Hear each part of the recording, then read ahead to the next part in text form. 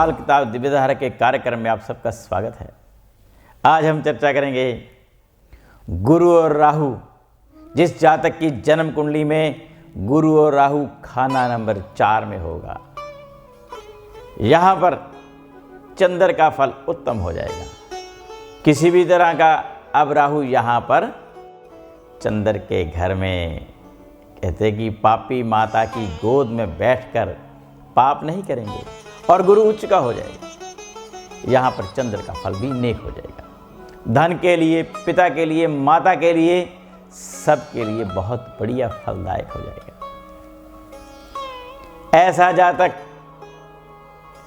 एक आपको सावधान कर रहा हूं कि जब ऐसा जातक अपने जीवन में जब भी कभी मकान बनाए, उससे पहले किसी लाल किताब के जानकार ज्योतिषी से संपर्क कर ले, जो आपके शहर में हो, जिसे लाल किताब की जानकारी हो।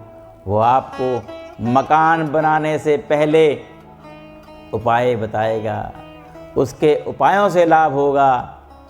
और अगर आप हमारे से भी संपर्क करके किसी तरह का कोई उपाय समझ ना आए तो बात कर सकते हैं, मिल कर सकते हैं, संपर्क कर सकते हैं। नीचे आ रहे फ्लैश हो रहे नंबरों पर संपर्क करके, क्योंकि हम लाल किताब की शिक्षा भी प्रदान करते हैं पिछले 10 सालों से, और भी नए इस समय कोर्स शुरू हो रहे हैं। लाल किताब की जानकारी के लिए भी आप संपर्क कर सकते हैं, क्योंकि हम पिछले 10 साल से शिक्षा प्रदान कर रहे हैं लाल किताब की। नए बैचेस भी शुरू हो रहे हैं।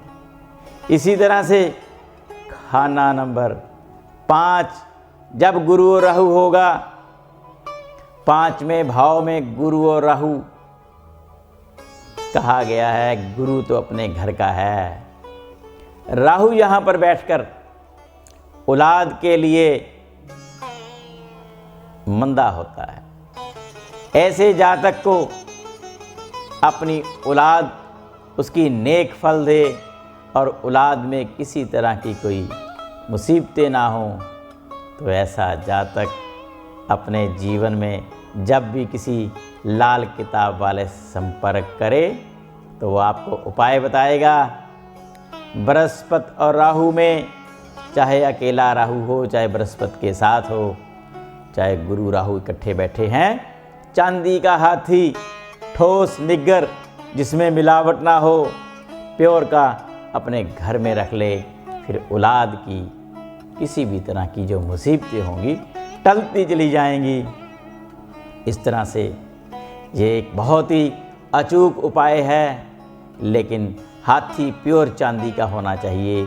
किसी जानकार ज्वेलर्स से लेकर ही रखें, तो फिर आपको लाभ होता चला जाएगा।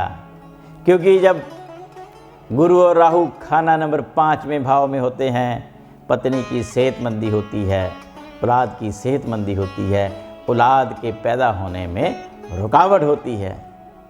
और भी इसमें उपाय हैं, लेकिन समय का अभाव होने के कारण हम आपको ज़्यादा नहीं बता सकते। इसलिए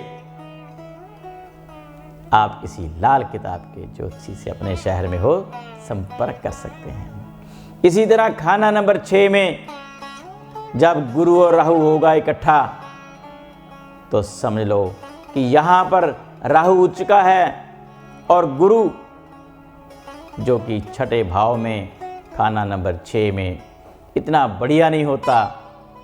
ऐसे जातक को धन की हमेशा कमी बनी रहती है,